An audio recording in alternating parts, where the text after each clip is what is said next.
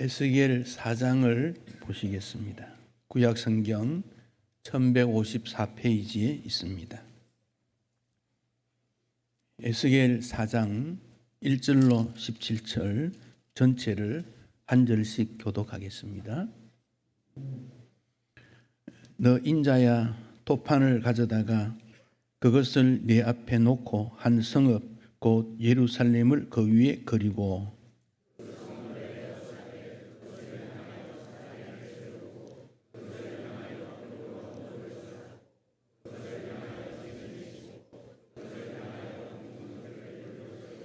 또 철판을 가져다가 너와 성읍 사이에 두고 철벽을 삼고 성을 포위하는 것처럼 에워싸라.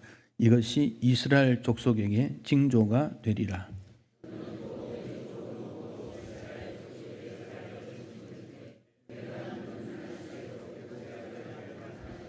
내가 그들의 범죄한 횟수대로 내게 날수를 정하였나니 곧 390일이니라. 너는 이렇게 이스라엘 족속의 죄악을 담당하고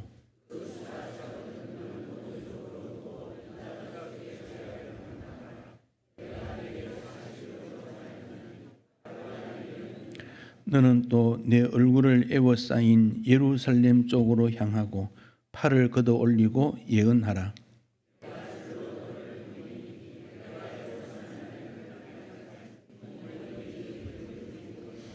너는 밀과 보리와 콩과 팥과 조와 귀리를 가져다가 한 그릇에 담고 너를 위하여 떡을 만들어 얘가 옆으로 눕는 날수 곧 390일 동안 먹되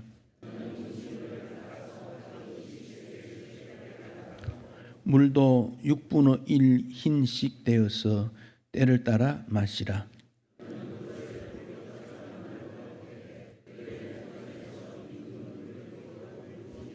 또 여호와께서 이르시되 내가 여러 나라들로 쫓아내어 흩어버릴 이스라엘 자손이 거기서 이같이 부정한 떡을 먹으리라 하시기로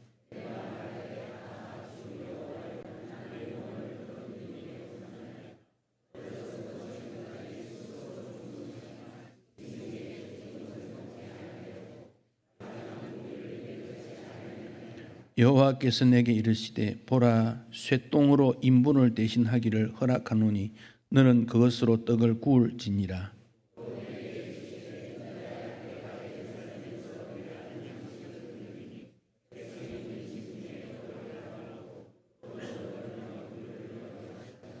함께 읽습니다. 떡과 물이 부족하여 피차에 두려워하여 떨며 그 죄악 중에서 쇠폐하리라. 아멘. 여러분 어떻게 사십니까? 우리에게 들려오는 소식들은 희망보다 절망이 훨씬 더 많습니다. 사건들의 내용이 매우 잔인하고 경제가 휘청거리고 교육도 혼란스럽고 정치권은 시끄럽습니다. 물질 문제, 건강 문제, 우리의 장래가 어둡다고 생각이 들어 힘들어하는 세상을 살아가고 있습니다.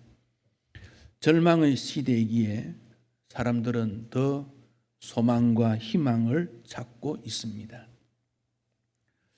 암 치료하는 의사 두 사람이 대화를 하게 되었습니다.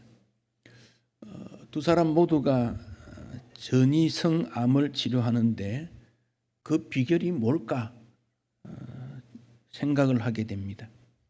그런데 한 의사는 치료 효과가 아주 좋은데 한 의사는 치료 효과가 낮았습니다. 그래서 물어봅니다. 너나 내나 동일한 약, 동일한 성분, 똑같은 치료의 일정, 용도 처방을 하는데 나는 왜 22%밖에 성공치 못하고 자네는 74%의 성공을 하는가? 궁금하다 질문을 했습니다. 치료 효과가 높은 의사가 대답합니다. 그래, 나도 자네와 똑같은 양을 처방하지. 에토사이드, 플로티놈, 온코빈, 하이드로시리아 4가지 동일하게 처방을 하지. 그런데 자네가 이 약을 처방할 때는 이렇게 말하지. 이 약은 에포입니다. 에포라는 말은 네 가지 약 앞다리 영어 스펠링을 모으면 에포라는 말이 됩니다. 이 약은 어제도 복용했을 테고 앞으로도 해야 되네. 그러나 나는 에포라고 말하지 않고 호프라고 대답하네. 에포라는 스펠링을 거꾸로 돌리면 희망이라고 하는 영어 단어가 됩니다. 당신에게 희망이 있습니다. 규칙적으로 이 약을 복용하면 희망이 있습니다. 이런 말을 한다네. 사랑하는 성도 여러분, 동일한 일인데 희망을 가지고 접근하느냐, 그렇지 않으면 그냥 일상적인 세상의 원리로 접근하느냐, 그 결과는 굉장히 달랐습니다. 일상적인 삶을 통해서 처방했던 그는 10명의 환자 중에 7명이 죽었습니다. 3명이 살았습니다. 그러나 동일한 약을 주면서 소망을 처방했을 때는 10명 중 7명이 살았다는 것입니다. 오늘의 우리의 현실은 절망 앞에 주저앉고 절망을 받아들입니다. 그러나 우리 예수님은 우리에게 소망을 주십니다. 이 망자가 들어가는 단어들이 많이 있어요. 희망, 소망, 갈망, 열망, 악망, 선망. 이건 다 좋은 것들인데 이 절망, 민망, 멸망 이런 것들은 좋지 않는 단어였습니다. 여러분은 무엇을 선택하려고 하십니까? 우리는 성경으로 예수님을 통해서 희망, 소망을 가졌습니다.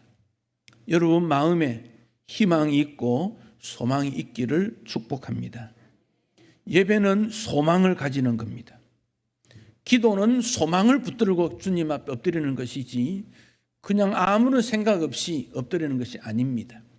오늘 주님 앞에 나온 여러분 마음이 어떻는지 스스로가 잘 아실 것입니다. 하나님께서 주시는 소망이 여러분에게 충만하시기를 축복합니다.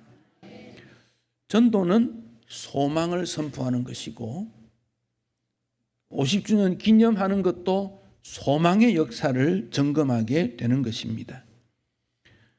2차 세계대전 독일 장군이었던 하인츠 구데리안이라는 사람이 말하기를 절망적인 상황은 없다.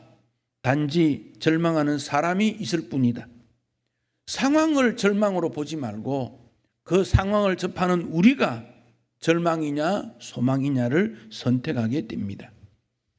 아리스토텔레스는 희망을 깨어있는 자의 꿈이라 그렇게도 말했습니다.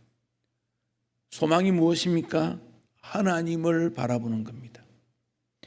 세상은 우리에게 소망을 주지 않습니다. 저 사람은 좀 괜찮지 않겠나? 저 공동체는 괜찮지 않을까? 그러나 막상 시간이 지나보면 그게 그거였습니다. 여러분, 왜 교회가 소망을 못 줍니까? 교회 안에 있는 성도들이, 구성원인 우리가 소망을 주지 못하니까 교회도 소망이 없다. 그런 말을 하고 듣게 되는 것이지요. 우리에게 소망이 있고 우리에게 희망이 있고 우리에게 밝은 빛을 나누어 주면 교회는 세상의 희망이다. 교회는 세상의 소망이다. 이렇게 말하지 않겠습니까? 오늘 여러분들이 왜 주님 앞에 나왔습니까? 하나님 바라보고 소망의 하나님의 백성이 되겠다. 그렇게 해서 온 거 아닙니까? 오늘 주님 앞에 나와서 소망을 가지시기 바랍니다. 그 소망을 가져야 세상에 나아가서 소금의 역할도 하고 빛의 역할도 하고 여러분 마음에 있는 어둠의 모든 것들을 물리칠 수 있는 근거가 주님이 우리에게 주시는 소망의 빛입니다. 그래서 베드로는 소망 중에 즐거워하라 그랬습니다. 소망이 없는 세대입니다. 지금 어디에 소망이 있습니까? 어디에 기쁨이 있습니까? 어디에 감사가 있습니까? 예수 그리스도 안에서 즐거움과 감사와 소망과 능력의 근거가 주님으로부터 주어지는 거예요. 여러분 주 안에서 소망 가운데 승리하시기를 축복합니다.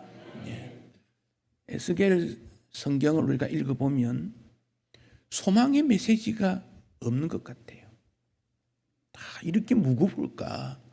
멸망을 선포해야 되는데 무거울 수밖에 없지요. 그래서 제가 에스겔을 다시 전부를 쭉 읽어봤어요. 정말 절망뿐인가? 그래서 주보 4면 5면에 보면 에스겔서를 제가 전체를 요약을 해놨습니다.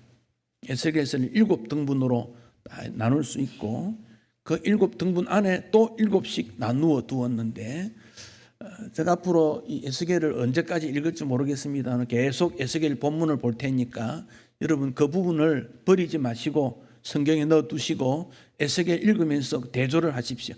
이게 그런 주제구나. 그걸 읽으시면 좋겠습니다. 우리가 아는 대로 에스겔은 포로로 잡혀간 현장에서 하나님의 말씀을 전하게 된 것입니다. 그런데 거기 포로로 간 이스라엘 백성들의 마음이 패역했다 그랬습니다. 거역했다 그 말입니다. 얼굴이 뻔뻔해서 복음을 전혀 받아들이지를 않았습니다. 그러니 하나님께서 에스겔에게 징조, 상징적인 의미 있는 행동을 통해서 말씀을 전하도록 했습니다. 오늘 읽었던 본문 1절에서 3절의 내용은 이렇습니다. 에스겔에게 인자라 불렀지요. 토판을 가져라. 이 토판은 흙으로 만든 판판한 걸 말하지요. 흙판이지요. 거기다가 그림을 그려라. 예루살렘 그림을 그리라 그랬어요. 그리고 예루살렘 그림 빙 둘러서 사다리를 세우고 흙으로 언덕을 쌓고 예루살렘을 향하여 돌을 던지는 공성태 그런 그림을 그려라. 그리고 철판을 가지고 와서 너하고 예루살렘 사이에 이렇게 성을 막는 이런 일을 해라 그랬습니다. 여러분, 에스겔은 예루살렘의 제사장으로 살았기 때문에 예루살렘이 어떻게 되는지를 그림으로 그릴 수가 있어요. 서울 같으면 한강이 이렇게 흘러가고 북쪽에는 이런 지역이 있고 남쪽에는 이런 지역이 있다. 남산도 있고 여의도도 있고 서울대공원도 있고 이렇게 해서 그림을 그렸겠지요. 예루살렘 그림을 잘 그렸습니다. 그런데 그 모습이 무엇입니까? 포위를 당하고 있고 전쟁에서 멸망당하는 그런 모습이다. 그런 모습으로 주변 사람들에게 징조를 줘서 예루살렘 멸망을 앞두고 회개의 기도를 하라 그 말씀입니다. 세상은 어떻게 될까요? 여러분, 세상은 어떻게 된다고 생각하십니까? 내가 살아가는 이 세상이 어떻게 될 것인지를 알고 지혜롭게 대책을 강구해야 합니다. 4절로 8절의 내용은 또 이렇습니다. 너는 누워라. 눕는데 이스라엘 방향을 바라보며 누워라. 예루살렘을 보면서 누워라. 그랬습니다. 왼쪽으로 누워서 예루살렘을 바라보고 왼쪽으로 누우면 이스라엘의 북쪽을 바라보게 됩니다. 거기 390일을 왼쪽으로 누워야 된다 그럽니다. 390일이 지나면 다시 오른쪽으로 누워라. 예루살렘을 중심해서 오른쪽으로 누우면 남유다가 됩니다. 40일을 그렇게 해라 그랬습니다. 5절 뒷부분에 보면 이렇게 이스라엘 족속의 죄악을 담당하고 6절 뒷부분에 40일을 말하기를 하루가 1년이다 그랬습니다. 390이나 40이라는 숫자가 제시됐는데 이건 너무 예민하게 이게 뭘까 고민할 필요는 없습니다. 단 북쪽으로 더 맞는 것은 북쪽에 솔로몬 이후 여로보암을 중심해서 왕이 19명이 있는데 이들은 하나님 앞에 순종한 왕이 한 명도 없습니다. 한 명도 없습니다. 남쪽 유다는 시간이 좀 역사가 더 길고 22명의 왕인데 그 중에는 그래도 하나님 앞에 순종했다는 왕들이 한 5명쯤 있어요. 그러니까 북쪽이 훨씬 죄가 많다. 그 점을 알 수 있고, 또 어떤 학자는 솔로몬이 성전을 지었을 때부터 예루살렘이 멸망할 때까지가 390년이다. 뭐 이렇게도 해석하는 사람이 있습니다. 또 어떤 분은 390 더하기 40 하면 430인데 이 430은 이스라엘이 애굽에 가서 노예 생활했던 기간이 430년입니다.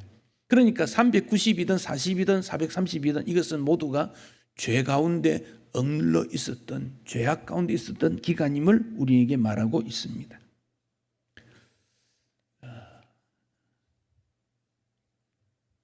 그렇게 해서 누워있는 동안에 거의 끝나고 나면 7절 뒷부분에 보면 팔을 걷어 올리고 예언해라. 여러분, 제사장이나 선지자가 예언을 할 때 옷을 단장에 입고 그렇게 하지 않겠습니까? 목사가 설교하는데 그래도 비교적 정장을 입고 와야 되는데 어느 날 이상한 옷을 입고 머리에 모자를 쓰고 팔을 걷어붙이고 그렇게 나타난다면 어떻게 생각하겠습니까? 에스겔에게 팔을 걷어붙이고 그렇게 예언해라 그래요. 그리고 8절에는 줄로 몸을 이렇게 돌려서 꼭꼭 묶어서 그렇게 나타나라는 거예요. 이것은 비상시국이라는 거지요. 그렇게라도 해서 하나님의 말씀을 전달하고 싶은 하나님의 뜻이 담겨져 있지요. 큰 죄악에 따라 그 죄악을 대신해서 에스겔 너가 고난을 당하는데 390일 40일 누워서 그렇게 함으로 이스라엘 백성들이 너를 보고 회개하는 마음을 일으키도록 요청하는 하나님의 요청입니다. 또 9절 말씀을 보면 너는 밀, 보리, 콩, 팥, 조, 귀리를 가져다가 한 그릇에 담아 떡을 만들어 먹는데 390일 동안 그렇게 해야 되는데 10절에 무게가 얼마냐? 하루에 20세겔을 먹어야 된다. 11절에 물도 6분의 1 흰씩 되어서 마셔야 된다. 여기 20세겔을 우리로 계산해 보면 한 230g 정도 된다 그래요.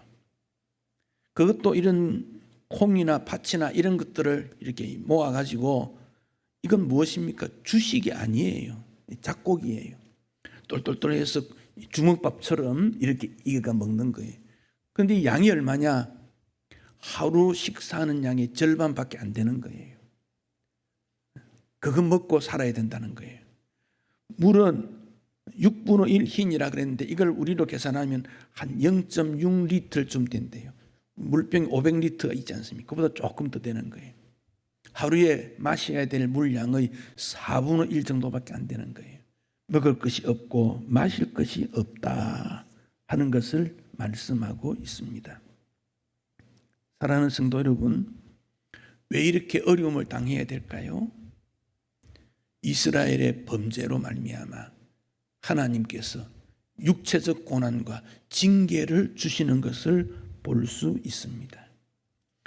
또 이것은 행위 언약이라고 말을 할 수, 행위 선포, 행위 설교라고 말할 수 있는데 이 내용은 요한계시록이나 다른 성경에도 보면 이런 유사한 내용들이 있는 것을 보게 됩니다. 에스겔은 엄격한 훈련과 교육을 받은 제사장입니다. 철저한 규례를 섬겨야 됩니다. 그런데 그렇게 해서 생활해야 된다. 안타까운 일입니다. 12절에는 보면 그것을 보리떡처럼 만들어 먹는데 인분불을 피워서 구워라. 어디서? 그들의 목전에서. 이스라엘 백성들이 보는 앞에서 인분불, 똥으로 이렇게 불쏘시개를 만들어서 그것을로 구워서 먹어야 된다. 냄새가 나지 않겠습니까? 그랬더니 에스겔이 이건 저는 정결한 가운데 자랐고 내 영혼에 더럽힘이 없는데 짐승이 찢겨 죽은 것, 스스로 죽은 것, 가정한 거 먹지 않았는데 그럴 수 없습니다. 그랬더니 쇠똥으로 인분불을 대신해라 그랬습니다. 이 모든 일이 무슨 말이겠습니까? 여전히 이스라엘 백성들이 하나님의 말씀을 지키지 아니하고 그들의 삶에 있어서 하나님을 떠났기 때문에 너가 대신 그런 삶을 살고 너의 삶을 통해서 이스라엘 백성들에게 정결하게 살라고 경고하라는 메시지입니다. 어떤 사람이 이런 에스겔의 삶을 보면 뭐라고 하겠습니까? 저거 고생하더니 좀 이상하게 된 거 아닐까? 너 제사장 맞냐? 이스라엘 백성들의 가문을 너 때문에 망신시키는 거 아니냐? 이런 말을 들을 수도 있을 것입니다. 그러나 에스겔은 390일, 40일, 적어도 1년하고도 한 3개월 정도 이런 긴 시간 동안 하나님께서 하라고 하신 대로 그대로 행하고 있습니다. 하나님께서 이스라엘 백성들에게 율법을 왜 줬습니까? 하나님 잘 섬기라고, 하나님 마음 깨달으라고 그래 준 거 아닙니까? 그러나 율법은 있는데 그들의 죄를 깨닫지 못하고 하나님을 떠나 우상을 숭배하고 어떻게 해서든지 이 땅에서 잘 살아보겠다고 하나님을 떠난 죄의 결과로 이스라엘은 멸망을 당하게 되는 것이지요. 에스겔은 정결한 율법의 규례를 어기면서도 하나님께서 하라는 말씀대로 실천하게 되어졌습니다. 이 에스겔의 이 말씀은 바빌론이 세 번째 예루살렘을 침략했을 때 그대로 이루어지게 됩니다. 열왕기하 25장에 보면 시드기야 제9년 열째 달 10일 바벨론 왕 느부갓네살이 모든 군대를 거느리고 예루살렘을 치러 올라와서 성에 대하여 진을 치고 주위에 토성을 쌓음에 그 성이 시드기야 왕 제11년까지 포위되었더라. 그의 넷째 달 9일에 성중에 기근이 심하여 그 땅 백성의 양식이 떨어졌더라. 예레미야 애가 2장 20절에 보면 여인들이 자녀를 낳았는데 이 자녀를 놓고 오늘은 이 집 자녀를 죽여서 먹고 내일은 저 집 자녀를 죽여서 먹자, 이런 일까지 이루어졌다고 말하고 있습니다. 얼마나 비참한 결과가 되었는지 모릅니다. 요한계시록 6장에 보면 셋째인을 뜰 때 검은 말이 나오는데 한 데나리온의 밀 한 대, 한 데나리온의 보리 석 대다. 한 데나리온은 한 사람이 하루 일하는 품삯이지요. 그것으로 구입할 수 있는 게 밀 한 대밖에 안 된다는 거예요. 적어도 노동자가 하루에 일을 하면 그것을 가지고 4인 혹은 5인 가족을 책임질 수 있는 가치가 있는 거지요. 그런데 전혀 그렇지 못하게 되었다. 곡식을 저울에 달아서 보급하는 일이 일어나게 되고 고통스러운 일이 일어나게 된다. 이게 멸망의 때 나타난 일이고 앞으로 이 땅이 어떻게 되는지는 모르지만 결국 이 땅은 멸망하게 됩니다. 어떻게 멸망되는지는 모르지만 이 땅은 앞으로 도덕적으로 윤리적으로 더 좋아질 것인가? 전혀 그런 걸 느끼지 못합니다. 사람은 점점 악해지지요. 개인주의, 이기주의, 욕망이 강해지지요. 자기만 살겠다 그러지요. 약한 자를 돕지 않는 이 땅이 언제까지 이렇게 평탄하게 형통하게 살 수 있겠습니까? 전 세계는 기근 시대라 그럽니다. 세계 농업기구 통계에 의하면 매년 곡물 생산량이 점점 줄어들고 있다고 하고 세계 곡물 비축이 48일분 뿐이다 그랬고 한 해에 1,800만 명이 굶어 죽고 8억 2,600만 명이 만성 영양 실조며 해마다 1,400만의 어린이들이 죽어가고 있다고 말합니다. 세계 인구는 1800년에 10억이었는데 그 후에 점점 많아져서 2011년 10월 31일자에 70억 명이 되고 미국의 코넬 대학 통계에 의하면 2050년에는 140억 명이 될 거다고 말합니다. 그러나 이 지구의 기근 현상은 점점 심해져서 식량 전쟁이 일어날 수 있다 그랬습니다.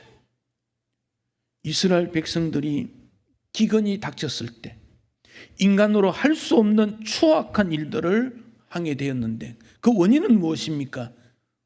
하나님 앞에 믿음으로 바로 서지 못하고 우상 숭배하고 개인의 욕망에 따라 살아감으로 말미암아 하나님의 심판을 받게 되고 하나님께서 그 이스라엘을 더 이상 선민으로 쓸 수가 없다, 멸망시키고 다시 하나님의 나라를 세우겠다고 하는 흐름에 따라 그런 일이 일어나게 된 것입니다.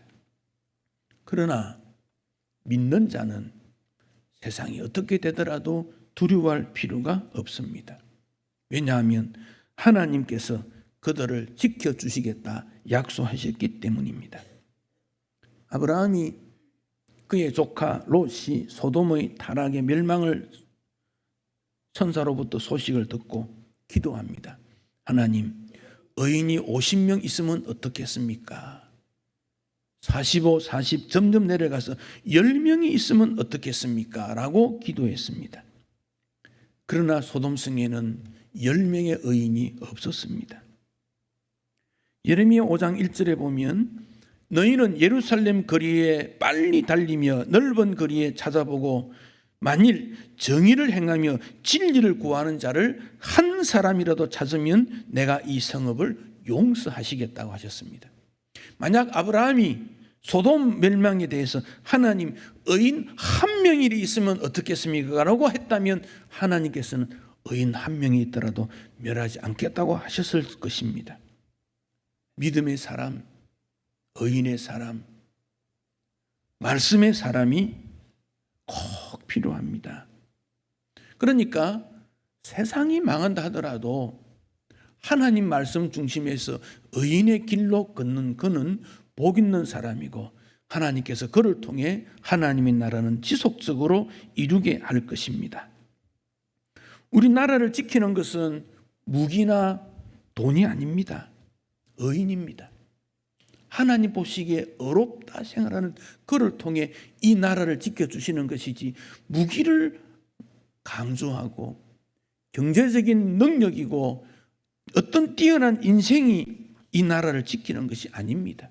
물론 의인이 하나님의 은혜와 도움을 통해서 먹는 문제도 해결하고 경제 문제도 해결하고 평화도 도출해내고 세상을 편안하게 이끌어가면 얼마나 좋겠습니까마는 그러나 그것은 기대하기가 매우 어렵지 않겠습니까? 세상의 흐름에서 누가 이것을 거슬려서 이 땅을 정의롭게 공의롭게 만들 수 있겠습니까? 에스겔 선지자가 그렇게 하나님의 말씀을 전했지만 그 시대 사람의 악행이, 그 시대 사람들의 악함이 에스겔 선지자의 외침을 받아들이지를 않았지 않습니까? 오늘 우리는 하나님을 두려워하며 하나님 말씀에 대한 관심을 가져야 합니다. 주님 앞에 나온 우리가 무엇 때문에 나왔습니까? 주님, 내가 오늘 예배 잘 들었으니까 건강하게 해주세요. 내가 주님 앞에 잘 나왔으니까 부자되게 해주세요. 공부 잘하게 해주세요. 명예롭게 해주세요. 그것 때문에 나왔다면 하나님께서 주시는 부스러기에 대한 관심인데 그것보다는 하나님에 대한 은혜, 하나님에 대한 소망, 하나님에 대한 꿈을 우리가 간직해야 되지 않겠습니까? 한국에 교회가 많고 지도자가 많고 평신도들이 얼마나 많습니까? 그러나 왜 모범되지 못합니까? 하나님에 대한 말씀의 두려움과 하나님 나라에 대한 소망은 없고 예수 믿음으로 말미암아 떨어지는 부스러기들, 안정, 풍요로움, 위로, 나의 명예로움, 거기에만 관심을 두니까 교회 안에서도 분쟁이 일어나고 세상이 교회를 향해서 손가락질을 하게 되고 부끄러운 일들이 얼마나 많이 일어나는지 모르겠습니다. 사랑하는 성도 여러분, 하나님께서 지금도 우리에게 말씀뿐 아니라 세상에 흘러가는 모든 일을 통해 사인을 주고 있습니다. 영적으로 깨어 긴장감을 가지고 하나님 나라의 그 목표를 향해서 달려갈 것을 말씀하고 있습니다. 그러니 교회 부흥은 회개 운동이요, 교회 부흥은 기도로 이루는 것이요, 교회 부흥은 말씀 순종이요, 교회 부흥은 진리의 선포로 이루어지게 되는 것입니다. 이런 일에 고통도 환난도 당연히 따라오게 됩니다. 그러나 이 길이 진리고 가치 있는 일이기 때문에 우리는 그 길로 가야 합니다. 그 길이 생명의 길이기 때문에 좁지만 가야 합니다. 이 땅에서 이루어지는 것 중에 생명으로 이끄는 길이 어디에 있습니까? 에스겔 선지자가 왼쪽으로 누워서 오른쪽으로 누워서 하나님이 말씀하시는 대로 고생하며 민족이 고통을 당하는 것을 몸에 체험합니다. 소똥으로 떡을 구워서 작은 양을 먹으면서 눈물의 떡을 만들어 먹으면서 민족을 향하여 기도합니다. 여러분, 누가 오늘의 파수꾼이 되어야 합니까? 나의 문제뿐 아니라 민족의 죄를 고백하며 은혜를 구하는 것을 누가 책임져야 합니까? 이것은 부름을 받은 우리 모두에게 주어진 사명이요 명령입니다. 우리의 자신의 삶을 다시 한번 돌아보고 주님께서 오늘 나에게 주신 명령은 무엇인가? 나는 어떻게 살아야 되는가? 절망은 세상에 어떻게 해서 소망의 꽃을 피울 수 있으며 소망의 열매를 맺어야 될 것인가? 주님께서 여러분에게 주신 말씀을 자세히 읽고 결심하고 하나님의 뜻을 펼쳐나가는 오늘의 에스겔이 되시고 하나님의 뜻을 이루는 일꾼이 되셔서 하나님 앞에 영광된 하나님 기뻐하시는 종이 되시기를 축복합니다.